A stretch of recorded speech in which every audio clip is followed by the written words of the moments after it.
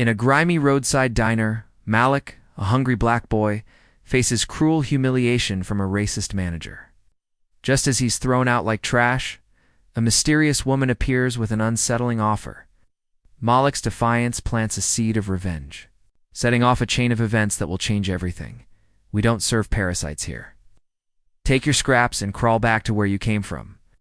The neon sign above Silver Spoon Diner sputtered in the drizzle, half its letters dead like broken promises. Inside, the cracked leather booths stuck to sweaty arms, and the smell of burnt grease clung to every surface like guilt that wouldn't wash off. At the corner booth, a young black boy, barely 16, stood frozen, plastic bag clutched to his chest. His name was Malik, but no one here cared to ask. His shoes were so worn the soles flapped when he walked. Slapping the tile floor with tiny gasps, the manager Earl loomed over him, a wide man with a yellowing name tag and a mouth that loved to spit poison at anything he didn't understand. The waitress behind him pretended to wipe down a table that hadn't seen a customer in hours. She chewed her gum slow, eyes fixed on the clock above the register in the far corner. An old man sipped watery coffee, his wife pretending not to watch, but she did. They all did. They always watched when the world picked on someone smaller. Earl's breath smelled like stale beer and cheap power. He snatched Malik's plastic bag and upturned it, dumping out bruised apples, crusty fries, and a sandwich so thin it was more air than bread.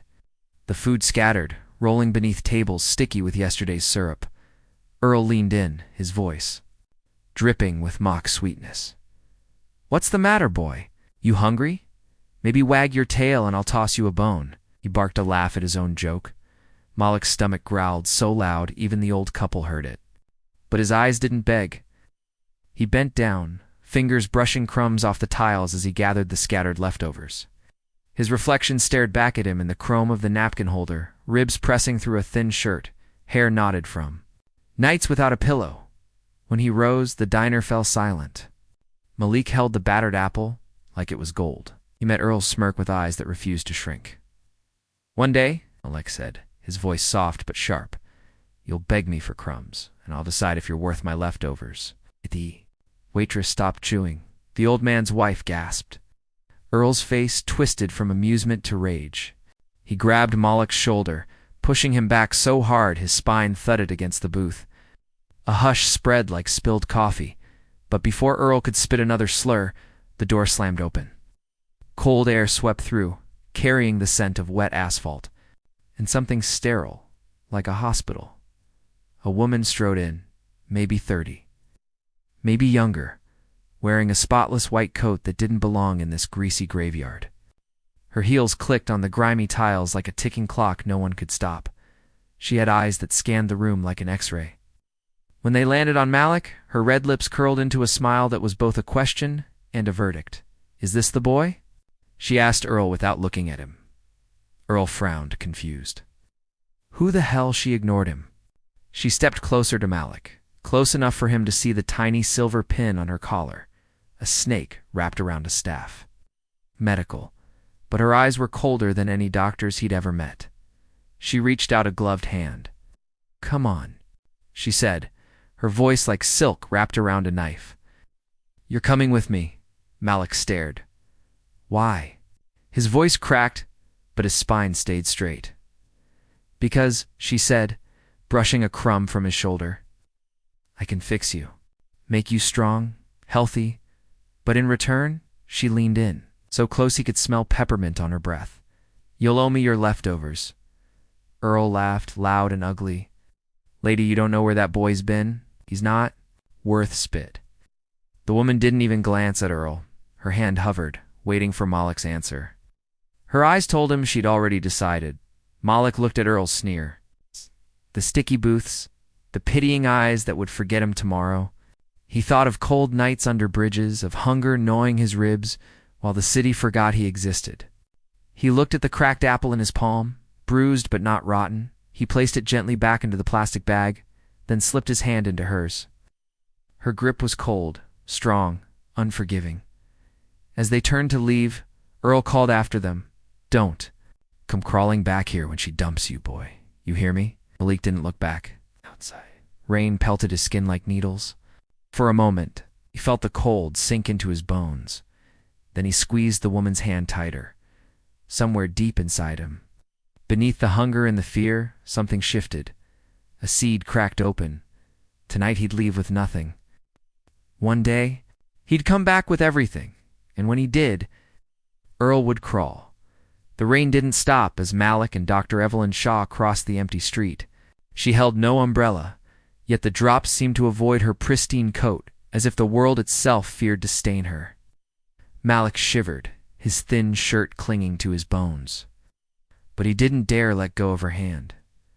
They passed a flickering streetlight, a dented trash can overflowing with the city's secrets, and turned down an alley that smelled like wet cardboard and regret. At the far end stood a door painted the color of old bones. No sign, no windows, just a keypad blinking in the darkness. Doctor. Shaw tapped a code. The door clicked open with a hiss of warm air that smelled like disinfectant and metal. Malik stepped inside, eyes wide. The tiny lobby was cold and bright, floors so clean he saw his reflection. A ghost of a boy dripping rainwater onto polished tile. A woman at a desk barely looked up. Her nails were painted the same red as Dr. Shaw's lips. She handed Dr. Shaw a folder without a word. "This way," Dr. Shaw said. Glancing at Malik, her heels echoed down a narrow corridor lined with doors that hummed behind frosted glass. Malik caught glimpses of shadow on an exam table, a tray of shining scalpels, a computer screen pulsing with green numbers. He wanted to ask where they were, what she wanted, but his throat felt raw, too dry for questions. She stopped at the last door, pushed it open, and flicked on a light so bright it stung his eyes. "Sit," she said, pointing to a reclined metal chair covered in thin paper. Malik hesitated, then obeyed. He perched on the edge, fists clenched around his bag of bruised food like a shield. Dr. Shaw hung her coat on a hook, rolled up her sleeves, and snapped on latex gloves. Ow. The snap made Malik flinch. She raised an eyebrow but said nothing. She pulled. A tray, closer antiseptic wipes, bandages, small vials of clear liquid that caught the light like melted ice. "What's your name?" she asked, voice calm, as if they were strangers meeting at a bus stop instead of here, where the walls smelled of bleach and secrets. "Malik," he said, so soft it vanished under the hum of the overhead light. "Malik," she repeated it like she was testing how it fit in her mouth. "How old are you?" 16. She nodded, as if confirming something written in that folder. She dipped a cotton ball in clear liquid and pressed it against the cut on his forehead. The one Earl's shove had reopened, Malik hissed, but he didn't pull back. "Do you know why you're here?" Dr. Shaw asked, wiping dried blood from his hairline. Malik shook his head. "You said you'd fix me." A smile flickered at the corner of her lips. "I did." She peeled off the bloody cotton, dropped it in a metal tray with a soft clang. "But nothing is free, Malik. Not my skills, not your healing. Do you understand?" He didn't, not fully, but he nodded anyway. Hunger and pain make people agree to things they don't grasp. She studied him for a moment, eyes tracing the hollows under his eyes, the bones pressing against skin that looked too thin to hold him together. Dr. Shaw turned to a small fridge, opened it, and pulled out a wrapped sandwich, thick slices of meat and cheese pressing against soft bread. She tossed it to him like bait. "Eat," she ordered. "Your body can't heal if it's starving." Malik's fingers trembled as he unwrapped it. The smell alone made his mouth water so fiercely. It hurt. He devoured half in 3 bites before he forced himself to slow down. Dr. Shaw watched every swallow, every flicker of shame that crossed his face as crumbs scattered on his torn jeans. "Why me?" he asked between mouthfuls. "Because," she said, voice even, "you're perfect for what I need." He froze, sandwich halfway to his lips. "Eat." She didn't answer immediately. She removed her gloves, dropped them in a waste bin, and leaned against the counter, arms folded. "There's a price for everything, Malik," she said. "Tonight, I cleaned your wounds, fed you, gave you warmth and safety. Give me what you have left, your time, your silence, your loyalty. Malik's stomach twisted. What if I say no? Dr. Shaw laughed, not loud but sharp enough to cut through the sterile air. Where will you go? Back to the streets. Back to Earl's diner to beg for scraps he'll never let you taste? She stepped closer, her perfume sharp and cold. She touched the apple bag in his lap, fingers brushing the plastic. You think these are leftovers? She said softly. They're not. They're bait. For men like Earl, for people like me. Leaned down so their eyes were level. Malik saw something behind her pupils. Hunger too, but a different kind. A hunger for power, for control. Stay, she whispered. Let me fix you. And when you're strong enough, you'll have your revenge. Or you can walk out that door right now and vanish. Malik looked at the sandwich in his hand, the cut on his head now clean and bandaged, the warmth pressing against his cold skin. The promise of tomorrow was poison in his mouth. But it tasted better than tonight's rain. He swallowed the last bite and met her eyes. What do I have to do? Dr. Shaw's smile widened. She reached into her pocket and handed him a key card. Blank white, no name, no number. Everything I ask, she said. No, nothing more, for now. Malik tucked the card into his pocket, pressed the crumpled bag tighter against his chest. Somewhere in the back of his mind, a voice screamed that this was wrong. That the healing she promised would cost more than he could pay. But hunger is a quiet grave, and Malik wasn't. Ready to die in it. Not yet. Malik woke to the soft hum of machines. For a moment he thought he was dreaming. The metal bed under him. The white ceiling so bright it blurred the corners of his vision. He touched his chest. The plastic bag with the cracked apple was gone. Panic flared until he found it beside. The bed, resting on a metal tray like an offering. He reached for it, cradling the bag in his hands. It felt heavier than it was, a piece of the old world he wasn't ready to lose. A door hissed open. Dr. Shaw entered. Still wearing her spotless coat, clipboard tucked under her arm like a judge carrying a verdict. A nurse followed, face hidden. Behind a surgical mask, eyes blank and unbothered. Did you sleep? Dr. Shaw asked, as if this were a hotel check-in instead of a basement lab. Malik sat up slowly. His head throbbed where Earl's shove had split the skin. He nodded once. Where am I? A safe place, she said. A place no one can touch you. She tapped her pen against the clipboard, each click echoing through the cold room. We'll start today. A few tests. Small injection. Then food. Real food. Malik's stomach growled on cue.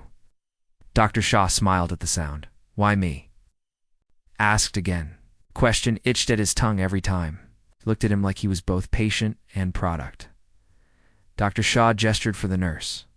He wheeled over a tray covered in metal instruments, syringes, vials, cotton, labels with numbers and letters Malik didn't understand.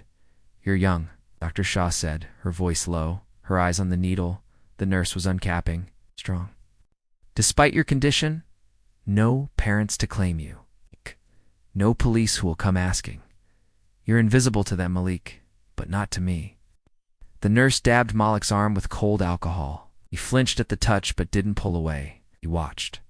The needle glint under the overhead light. Will it hurt? He asked.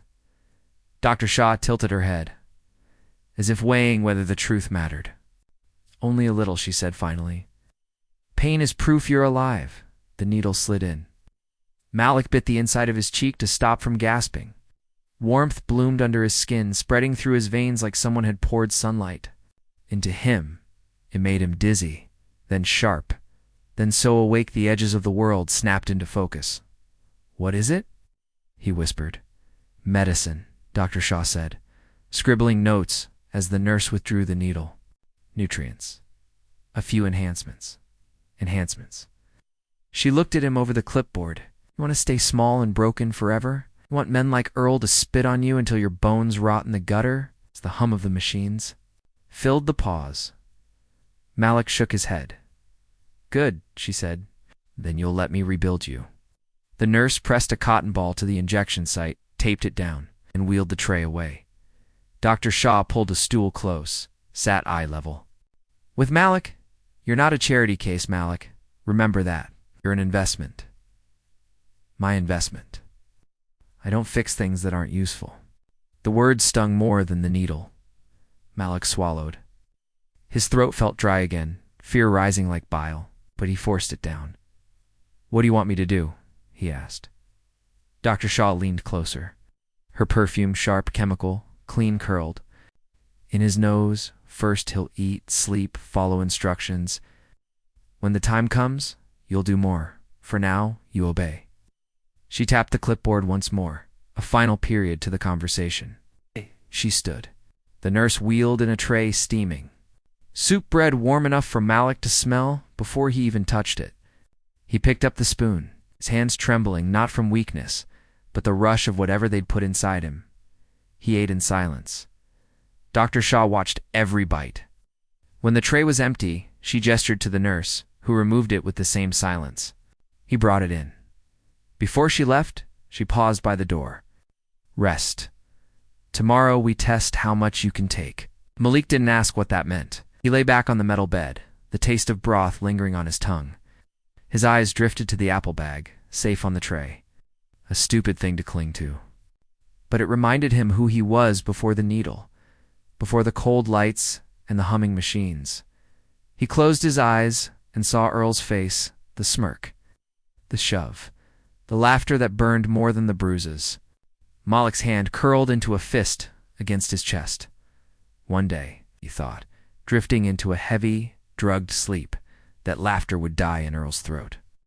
One day, Malik would make sure no one called him a parasite again, and if he had to bleed, for Dr. Shaw's promises, so be it. Leftovers were all he'd ever had. Now he'd become someone who decided who ate and who starved. Malik woke with the taste of metal on his tongue. The overhead lights hummed like trapped bees, white and endless. For a moment, he didn't know where he was. Then the cold edge of the metal bed, the faint antiseptic sting in the air, pulled him back. He turned his head. The apple bag sat beside him like a silent guard. He reached for it, thumb tracing. The plastic feeling for the bruise on the apple's skin like a talisman, a soft knock. The door slid open on its hidden track. Not Dr. Shaw this time. A young nurse with hair tucked tight under a cap, eyes that never lifted from her clipboard. She set down a fresh tray, eggs, toast, a glass of thick orange juice that looked like gold in a cup. "Eat," she said without looking at him.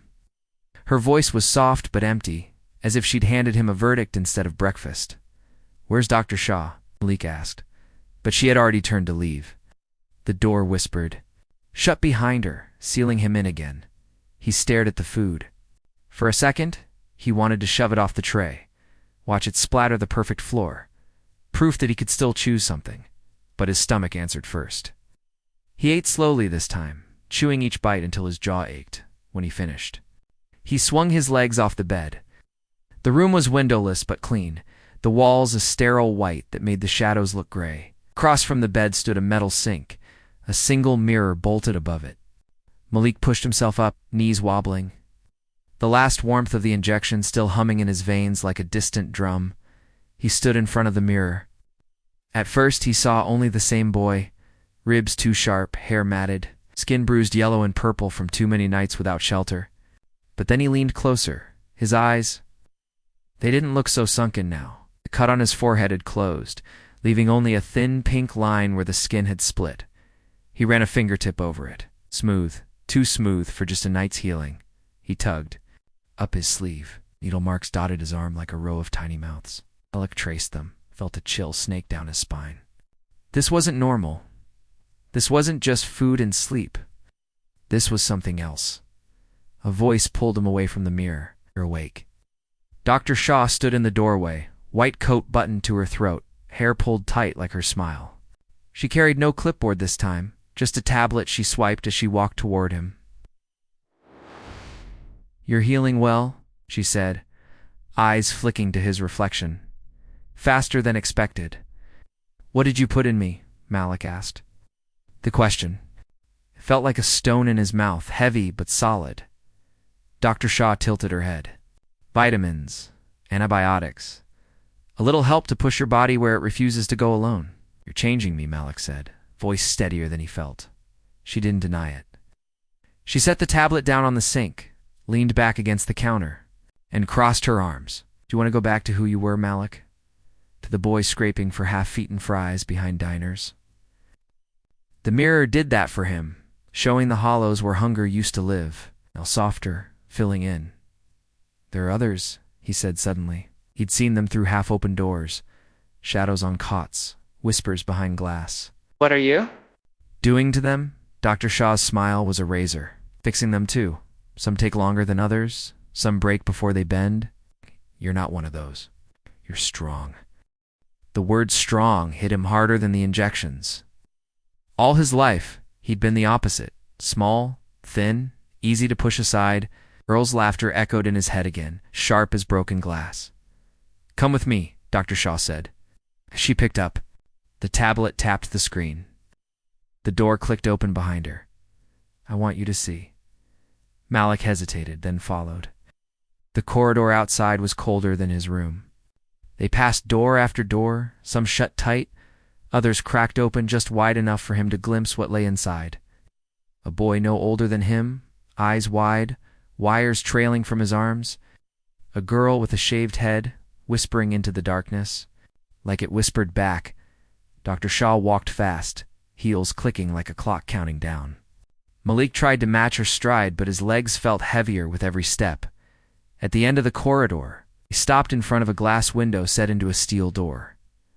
Dr. Shaw nodded for him to look inside.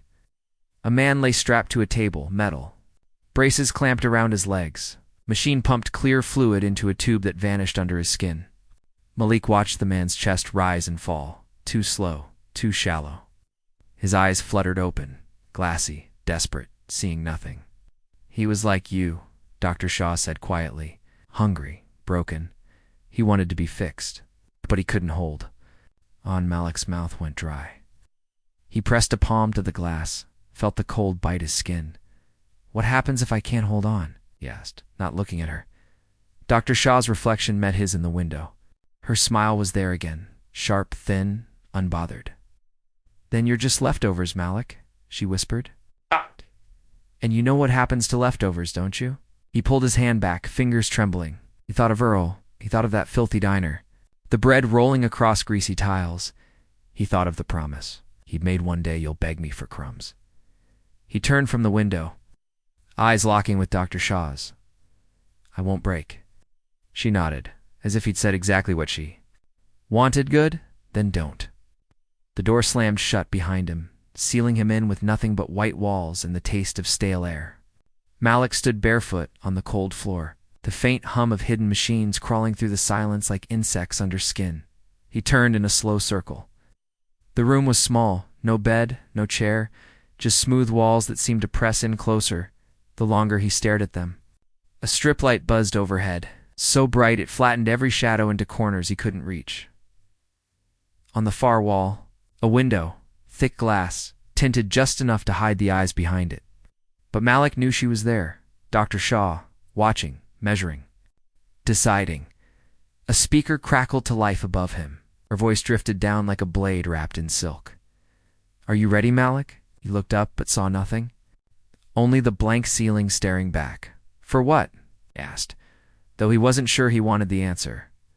For your first test, she said, to see what you really are underneath the hunger. A hiss behind him, at a panel in the wall slid. Open, revealing a table bolted to the floor. On it, a single meal. A metal tray holding a thick slab of meat, steamed vegetables, bread soft enough to melt under his tongue. Beside it, a glass of water beaded with cold drops. His stomach clenched. At the sight, it had only been a day, maybe less, since his last meal, but the smell filled the room like warm hands wrapping around his ribs. Eat, Dr. Shaw's voice instructed. Malik stepped closer, could almost taste it already. The salt, the warmth, the weight of real food. He reached out, then froze. Something buzzed near his feet, a soft whir, like gears waking up. He looked down.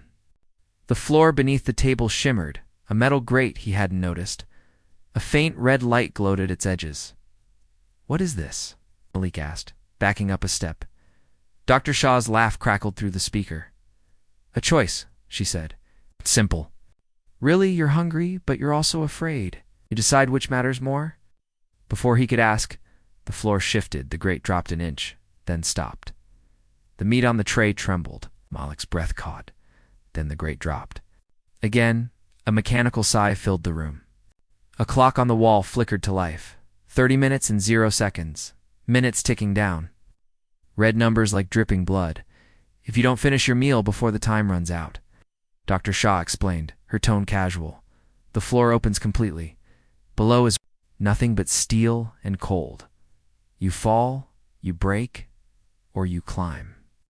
Or you starve."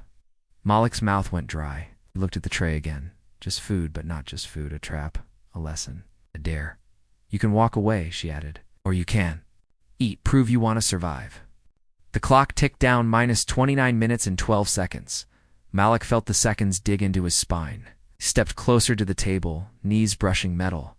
The grate shivered under his bare feet. He sat. Picked up the fork. His hand shook so badly he nearly dropped it. He cut into the meat tender soft, steam curling into his nostrils. He forced himself to chew slowly, though his gut screamed at him to swallow it whole. The floor shifted again, a lurch under his toes. The tray rattled. Grabbed the bread, tore off a chunk, stuffed it into his mouth. Each swallow was a countdown.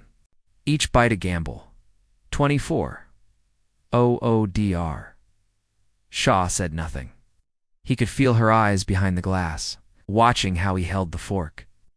How his breathing sped up when the grate dropped another inch. He pushed the vegetables around the tray. Every second he wasted, the metal beneath him sighed lower. The red light brightened. He shoved the food into his mouth, forced it down with the water. Half the glass spilled down his chin as the grate dipped again. 18. Oh, he dropped the fork. It up, dropped it again. His fingers were slick with sweat and crumbs. He closed his eyes, heard Earl's laughter in his head. "We don't serve parasites here. The diner, the sticky floor." The bruised apple rolling away. He swallowed the memory with the last bite of bread. His chest heaved. The tray was empty, but the clock kept ticking. 12 o'clock stand, Dr. Shaw's voice commanded. Malik obeyed.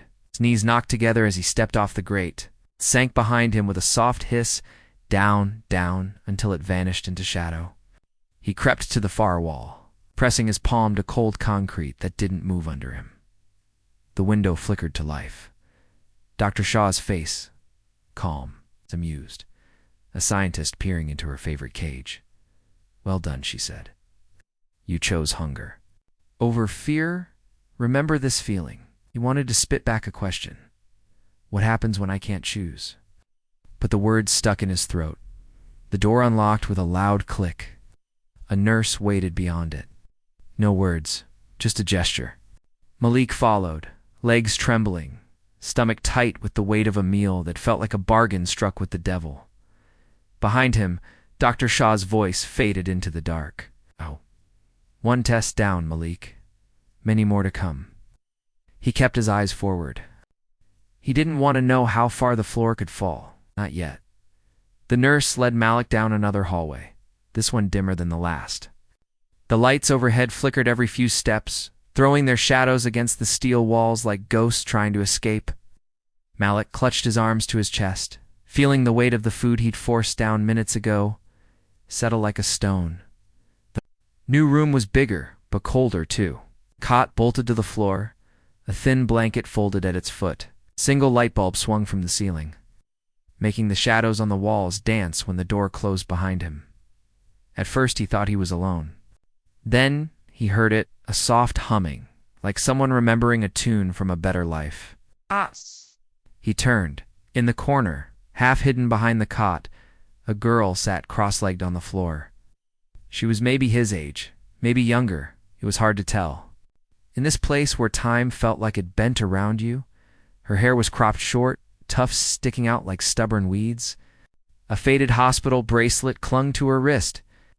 When she looked up, her eyes gleamed in the half-light. sharp, bright, hungry in a way that made Malik's chest tighten. "You're the new one," she said. Her voice was rough but steady. She didn't stand. Just tilted her head, studying him like a stray animal that might bite or beg. "Who are you?" Malik asked. His own voice sounded small here, smaller than it had back in the test room, where at least he'd had a tray and a clock to fight. "Sira." She tapped the bracelet, the plastic clicking against her thin wrist. "Been here. Long enough, too. Forget what day it is, or maybe they don't want us to know." She stood then, moving like she was made of wire and bruises. She crossed the room in 2 steps and sat on the edge of the cot, patting the space beside her. Malik stayed standing. "They give you the floor test yet?" she asked. Malik flinched. The memory of the metal grate, the hum under his bare feet. The clock ticking like a heartbeat came back so clear he tasted bile. He nodded. Sira smirked, baring crooked teeth. "Yeah, they love that one. Makes you think you're the one choosing. Makes you grateful for what's already yours." Malik frowned. "What do you mean?" Her eyes glowed and the bulbs swung 2 moons full of secrets.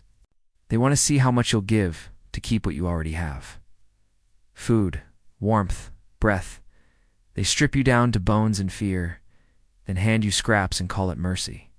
He wanted to argue, to tell her she was wrong, that Dr. Shaw was. Helping him, fixing him, making him stronger. He pressed his lips together so he wouldn't say it out loud. "She says she's healing me." Malik muttered instead. Sira barked a laugh. "Healing you? She's feeding you to something bigger than your hunger? She's carving you hollow so she can pour herself in?" Malik turned away, hugging himself tighter. The air felt thinner here. The swinging bulb made a shadow stretch across the wall like it was trying to run away.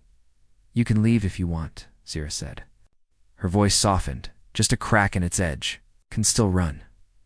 "Some do." "Where would I go?" Malik shot back.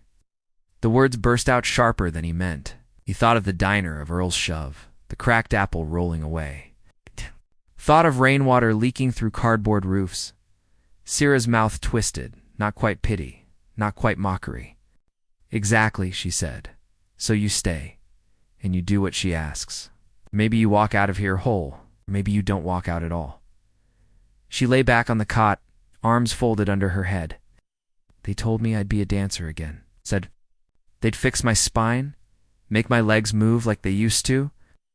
But every shot, every test, it just made me forget what dancing even feels like."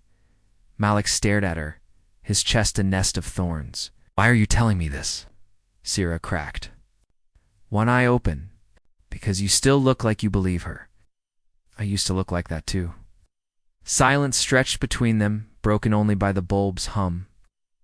Malik sat on the floor, knees tucked to his chest, his back pressed to the cold wall. He didn't know when he closed his eyes, only that when he did, he saw Dr. Shaw's face, the smile, the promise, the needles sliding under his skin. A whisper slipped from his lips before sleep dragged him under. "I won't break." He didn't see Sira smile in the dark, the kind of smile that knows secrets are just promises waiting to hurt you later. Malik woke to cold air stinging his cheek. The thin blanket had slipped off him in the night, and when he opened his eyes, the cot was empty beside him. Sira was gone. No hum of her half-sung tunes, no restless shifting in the dark. Just the bulb. Above him, its light humming like a distant warning. He sat up slowly, muscles tight. His stomach growled at him, not from hunger, but from something deeper.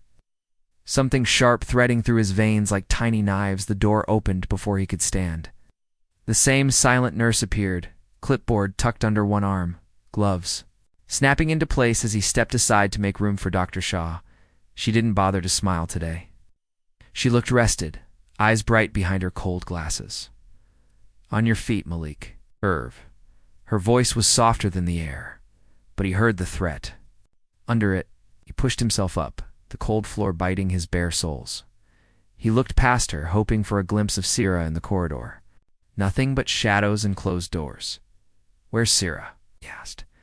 Dr. Shaw didn't answer. She just turned on her heel, the nurse falling into step behind her. Malik followed, the echo of his feet tracing the same path he'd walked so many times. He could see it even with his eyes closed. They led him deeper this time. Past the corridor of humming doors, past the quiet hum of machines and whispers trapped behind glass. He counted 3 turns, then a door, unlike the others, thicker, heavy bolts on either side, a red light blinking above it like a heartbeat. Inside was cold. Colder than any room he'd been in before.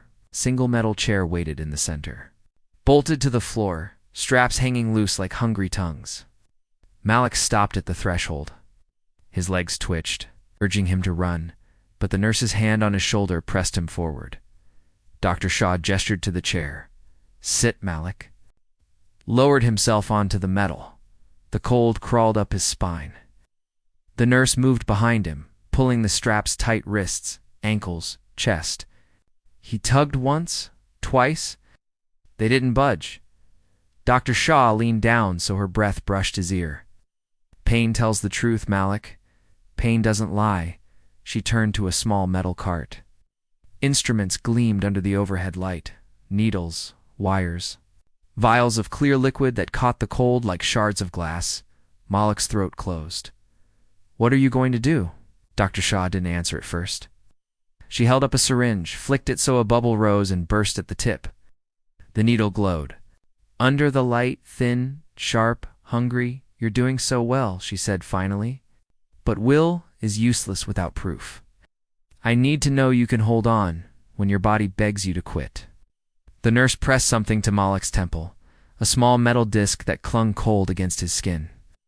Wires slithered from it, looping around his jaw, trailing to a humming machine at Dr. Shaw's side. "You can still leave," she said, almost kindly. "Say the word, and the door opens. Walk back to your rain, your trash, your bruised apple." Malik's jaw clenched. He saw Earl's sneer in his mind, heard the slap of his own feet on the diner's sticky floor. "Parasite." "No," he said. His voice cracked but didn't break. "Do it." Dr. Shaw smiled, a small, sharp thing. She pressed the needle into his arm. Cold fire shot through his veins, blooming behind his eyes. Malik bit his tongue to keep from crying out. The taste of blood flooded his mouth, copper, bitter, real. The machine hummed louder. A screen flickered to life beside him, a green line jumping and dipping with every heartbeat. "Pain is proof." Dr. Shaw whispered, "You live, you fight, you survive." The first shock hit him like a slap from the inside. His back arched, his wrists straining against the leather straps. Stars danced behind his eyelids. The machine beeped. Dr. Shaw watched it closely, eyes flicking to the numbers, the line, then to Malik's face. She pressed a button. The jolt came again, harder this time, teeth clacking together, so loud he swore they'd shatter. He gasped when it stopped. Breath sawed through his lungs, ragged and sharp. He thought of the grate beneath his feet, the smell of meat, the tick of the clock. Proof, hunger, survival. "How much can you take, Malik?" Dr. Shaw asked softly. She pressed the button again. Another surge, heat and ice all at once, tearing through his muscles. He saw Earl's face behind his eyelids, then Sierra's eyes glowing in the dark. "I won't break." His throat burned with a scream that wouldn't come. Instead, a hiss, a promise leaking through his clenched teeth. More. Dr. Shaw's eyes gleamed behind the glass of her lenses. "Good," she said, almost tender. "Then more it is." The pain came again, and Malik rode it like a wave, crashing through every promise he'd ever made to himself. When it ended, he was still there, wrists raw, chest heaving, eyes wide and clear. He was still Malik, but he wondered how much longer that name would mean anything at all. The straps came off one by one, leather whispering over Malik's raw wrists. He didn't feel it. His arms were numb, his legs trembling like they didn't belong to him. The nurse hovered, silent as ever, guiding him off the chair when his knees buckled. Dr. Shaw watched it all, with the same cold fascination. She'd shown the green lines on the monitor. When he stumbled, she caught his chin with 2 fingers, forcing his eyes to hers. "Pain is your ally now," she murmured. "You didn't break, Malik. You rose." She let him go, and he nearly crumpled to the floor. But the nurse caught him under the arms, half dragging him back through the humming hallways. The lights overhead smeared into blurs. Behind his eyelids, the electric stings still flickered like lightning trapped in bone. When they dumped him back in the cold room, he collapsed onto the cot. The door hissed shut. Alone again. Except he wasn't. A shape uncurled from the corner, Sierra, crouched low, eyes gleaming under the swinging bulb. Malik tried to lift his head but settled for turning it toward her, cheek pressed to the thin. "Pillow? You're still here?" he rasped. His throat felt scraped raw, each word a splinter. Sierra crawled closer on hands and knees, like a shadow creeping up a wall. She perched on the edge of the cot, her knees bumping his hip. "They told me you wouldn't last," she said. Her voice was a whisper, but her grin was wide enough to show every crooked tooth. Said the chair would snap you in half. "But you're still breathing?" Malik let out a sound that might have been a laugh if it hadn't hurt so much. "Lucky me," Sierra leaned in, her breath warm on his ear. "It's not luck, it's choice. You chose to stay awake while they burned you from the inside." "Why?" His eyelids fluttered. The bulb above him spun lazy circles across the ceiling. "I have to be stronger. I can't go back." "To the street?" she asked, voice dripping pity and scorn in equal measure. "To the diner?" He flinched at that word, diner. The memory tasted like grease and shame. He didn't answer. Sierra's hand landed on his shoulder, bony. "Rough, warm, you know you could run, right? There's a way." That pulled his eyes open. He forced himself to focus, blinking at her face so close his breath bounced back against hers. "Run? How?" She glanced at the door, then the vent above it, a sliver of black in a white wall. "There's an old service tunnel under the West Wing. It's sealed for them, but not for us. I've been there. I almost made it once." Malik's throat tightened. "Why didn't you go?" Sierra snorted. "Shaw's dogs caught me. Wired me up like you. Burned the rebellion out of my bones. But I remember the path. If you're strong enough to walk, you're strong enough to crawl." His heart thudded, each beat louder than the hum of the bulb. An exit. A crack in the glass that kept him here. He imagined slipping through it past the locked doors, past Dr. Shaw's frozen smile, past the cold that seeped into his marrow. "But you won't," Sierra said suddenly, her voice softer now. "Not yet. You still believe her. You still think the cure's worth more than the cage?" Malik closed his eyes. The burn in his veins had settled into something else, a glow, a seed that promised more power if he'd just stay still, just obey. "I can't leave," he murmured. The words tasted like blood. "Not yet." No, Sierra tilted her head, studying him like he was something under glass too. not yet. She echoed. "But one day, Malik. One day you'll see the price is too high." She pushed herself off the cot. Pacing to the far wall, she tapped it once, twice, a soft code only she seemed to know. "When you're ready, remember the West Wing? The tunnel's mouth is behind the old laundry chute. No cameras, no dogs, just darkness." Malik let her. Voice settled into him like a lullaby wrapped in razor wire. He wanted to believe he'd never use her map. That Dr. Shaw's promise would hold true. That all this pain would pay for a future where he wouldn't have to hide behind trash bins for a bruised apple. But under the hum of the bulb, under the new scars lining his arms, something else pulsed. A truth he couldn't drown anymore. Cages look like clinics when the locks are made of hope. Sierra slipped back into her corner, her humming soft and sharp all at once. Malik drifted into sleep with the taste of electricity still sparking on his tongue, and the crack in Dr. Shaw's perfect glass whispering his name from the dark. They woke him with cold water to the face. Malik jerked up, sputtering, chest heaving. As the nurse's gloved hands grabbed his arms and hauled him from the cot, Sierra's corner was empty again. No sign of her voice, her eyes, her whispered maps in the dark. The hallway felt sharper this time. The hum of the lights overhead buzzed like a nest of hornets waiting to sting. The nurse didn't speak. He didn't have to. Malik had learned that silence was a language here. 2. They turned down a corridor he hadn't seen before. Narrower, The walls closer, the air damp like a basement left to rot. Ahead, a door wider than any other. Double panels of steel with scratches clawed into the paint near the bottom. The nurse punched a code into a panel. The door split open with a hiss, the air inside colder than any room Malik had felt yet. Stepped in because the nurse pushed him, and he knew better than to fight hands stronger than his own. The room was a cage, pretending to be an arena. Metal walls rose 20 feet up, lined with wire mesh. Overhead, a circle of lights glared down, bright enough to bleach every corner of shadow.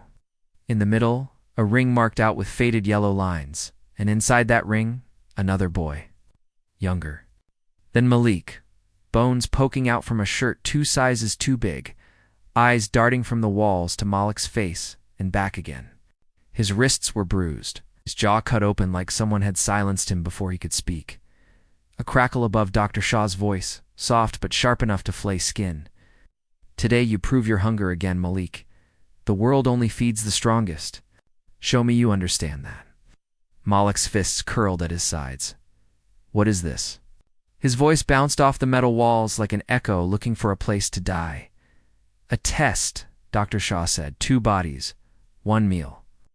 One will walk out stronger, one will not walk out at all. Door hissed open behind the other boy. Tray slid forward, on a small metal track covered, steam rising from under the lid. Malik's stomach turned. He didn't want it. Not like this. The other boy's eyes snapped to the tray, then to Malik, wild and cornered, like a rat that knows the cat.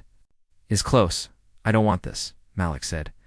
He stepped back, but the nurse's hand landed heavy on his shoulder, shoving him forward until his feet crossed the yellow line. You want to live? Dr. Shaw's voice coiled around him, cold and beautiful. Then prove you deserve it. Die. Other boy lunged first. No warning, just a flurry of arms and nails, a feral grunt. Malik's shoulder cracked into the floor. Tasted metal, blood, or fear, maybe both. The boy straddled his chest, fists raining down, small but fast. Wild with the same hunger Malik knew too well. Malik shoved back, palms catching the boy's collar. He twisted, rolled them both, knees digging into the concrete. The other boy hissed, scratching at Malik's face. Malik felt the sting split skin near his brow. I don't want this. But his hands didn't listen. They closed around the boy's wrists, pinned them down. The boy bucked under him, desperate, teeth snapping at the air like an animal choking on its last breath. Overhead, the lights hummed. Dr. Shaw's voice was gone, replaced by the sound of Malik's breath, the boy's breath 2 hearts slamming. Against the walls of their cages, he looked at the tray, steam still curling, drifting up like a ghost.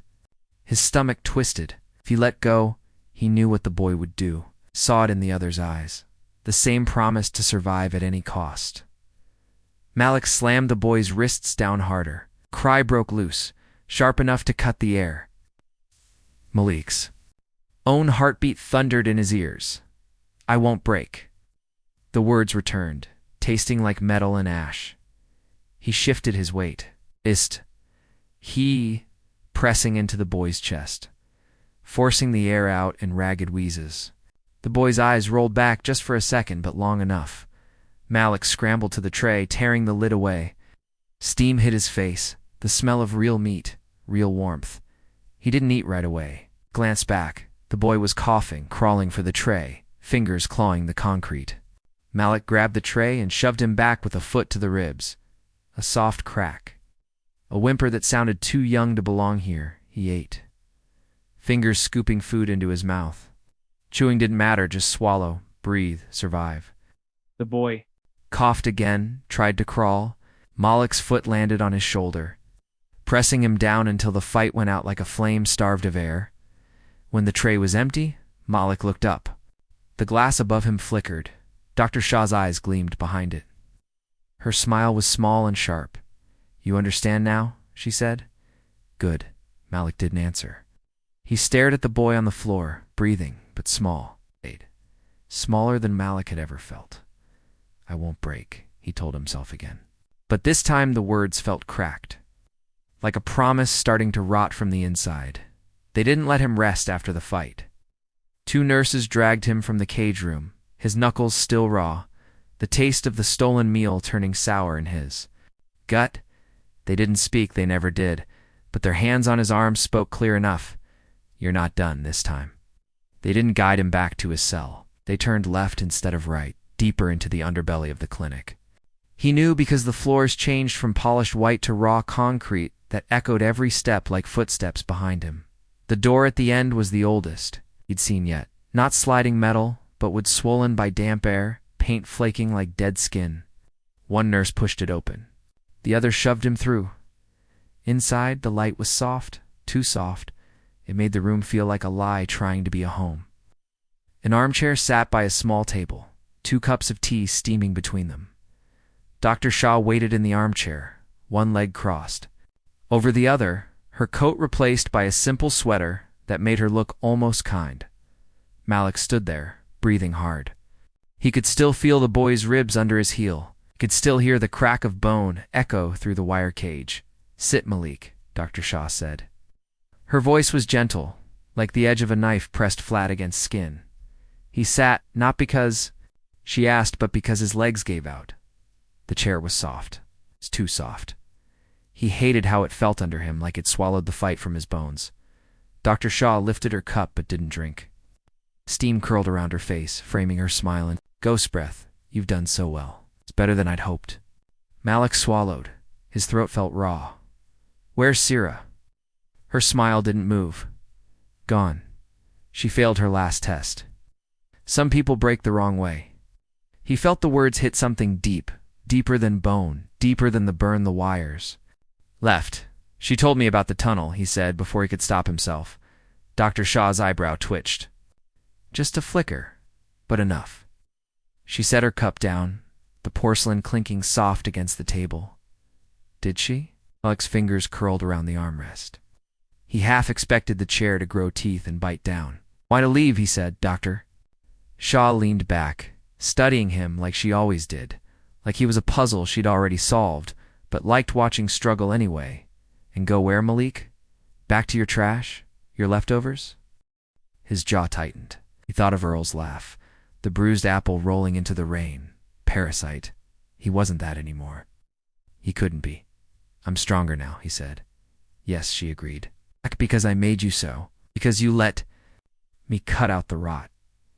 You belong to me now, Malik. The words slithered under his skin like worms. Wanted to rip them out. Wanted to spit in her face, tear the cup from her hand and shatter it against the soft walls. But his body didn't move. Not yet, not until she told him how deep the leash went. Dr. Shaw rose, walked around him. He felt her hand on his shoulder. Warm, careful, terrible. I can give you more. Money, power. No street will ever spit you out again. No diner will shove you away from its crumbs. But you have to stay, be mine. The word mine made his stomach turn. Sira's voice drifted back, a ghost in the soft light. There's a way. Crawl if you have to. He closed his eyes, saw the grate. Beneath his feet, the shock burning his veins. The boy's ribs bowing under his foot. Proof Dr. Shaw leaned close, breath brushing his ear. Do you want to be the king, Malik? Or the leftover? He stood so fast the chair scraped back, wood groaning under him. Her hand slipped from his shoulder. Their eyes met hers, so calm, so certain, like she'd already won. Thank you, said voice steady as the hum of her machines. Thank you for making me strong enough. Her smile twitched confused, almost human for a heartbeat. Strong enough for what? He didn't answer. He moved fast, reckless. The cup on the table smashed against the wall, shattering into white teeth. Dr. Shaw flinched back a step, just one, but it was enough. Into the hall that smelled like damp earth and bleach. Behind him, alarms woke from their sleep. Red lights bloomed like wounds across the ceiling. He ran. He ran past the nurses shouting orders, past the doors that hummed with broken promises. He ran with Sira's voice in his head. West Wing. Laundry chute. No cameras. His feet. Pounded concrete slick with his own sweat. He didn't care about the bruises blooming under his skin. He didn't care about the leftover boy wheezing in the ring. He cared only about the tunnel waiting in the dark, the hole in the cage. He didn't look back.